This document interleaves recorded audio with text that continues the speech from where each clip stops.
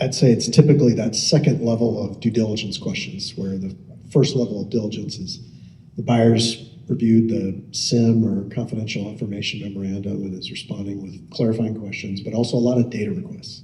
And when they digest that data and come back at that second level with much more penetrating questions, it oftentimes exposes to the buyer troubling trends or inconsistencies between the data and how management and the investment bankers have positioned the business.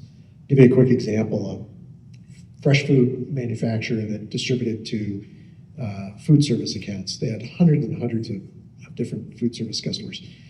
Buyer came back at that second level and said, okay, you're growing the top line, but primarily from a handful of larger accounts. You have a very large amount of small customers with a very particular size range that you've lost. Why are you losing all these small accounts? The business didn't have the kind of data granularity where management could quickly get their arms around that and come up with a coherent answer that was actually supported by data. And it created doubt, and that started kind of a negative snowball effect that affected the deal. So what is the fastest way that a management team can lose credibility with a buyer?